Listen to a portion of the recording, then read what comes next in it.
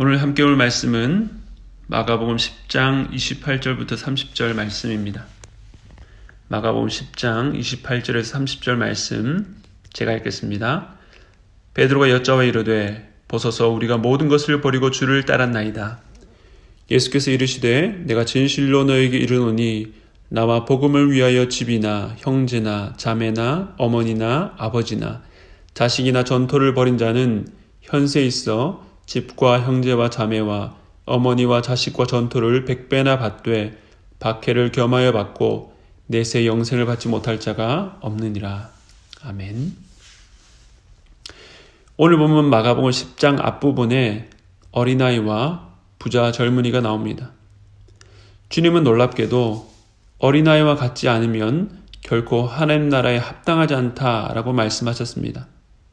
반면 어렸을 때부터 하나님의 율법을 철저히 지켰다고 자부하는 경건한 부자 청년은 내 소유를 다 팔아 가난한 자들에게 주고 나를 따르라는 주님의 말씀 앞에 근심하며 자리를 떠나고 맙니다.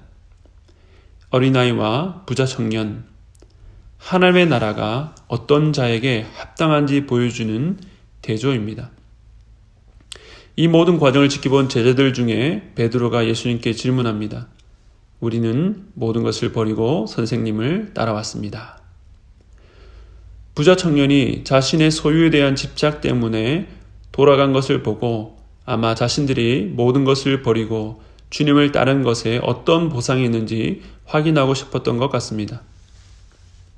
본문의 주님의 대답을 들어보면 주님을 따른 자에게 30절에 보면 현세복과 내세복에 대해서 말씀하십니다.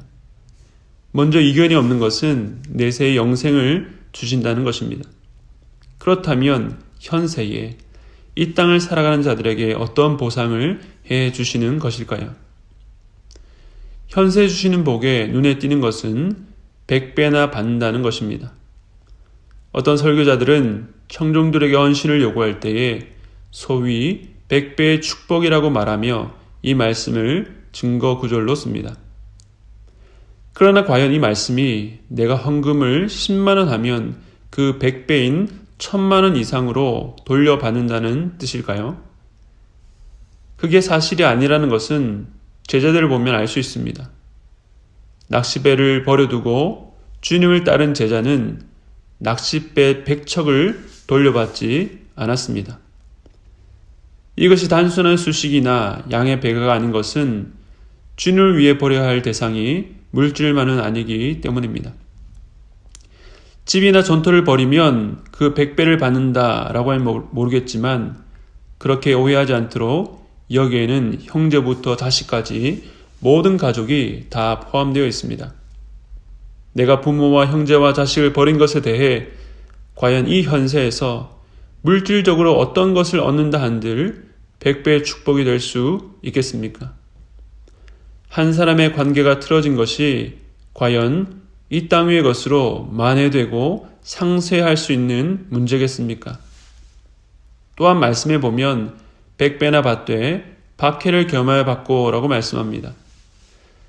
그러니까 이는 애초부터 이 땅 위에서 얻을 물질적인 보상을 염두에 둔 말씀은 아니라는 것입니다. 그렇다면 주님께서 말씀하신 100배의 축복은 무엇일까요? 우선 오늘 말씀에서 버리다 라는 뜻을 이해할 필요가 있습니다.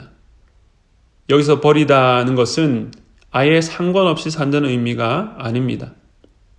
다만 앞에 있는 복음을 위하여 앞서 부자 청년처럼 예수님을 따르는 것과 부딪히게 될 때에 물질이나 어떤 가까운 가족 관계보다 주님을 더 사랑하고 쫓아갈 것인지를 묻고 있습니다.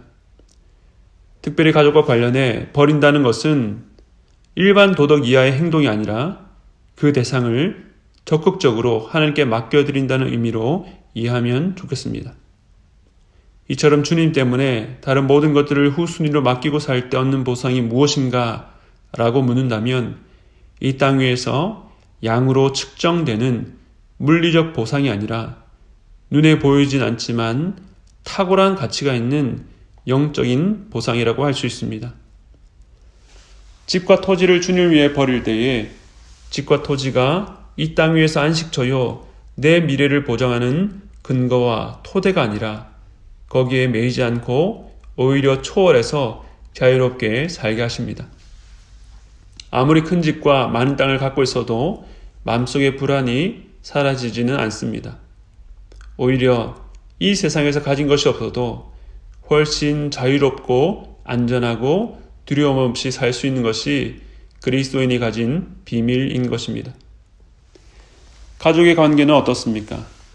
마가복음 3장에 보면 어느 날 사람들이 주님을 찾아와서 묻습니다.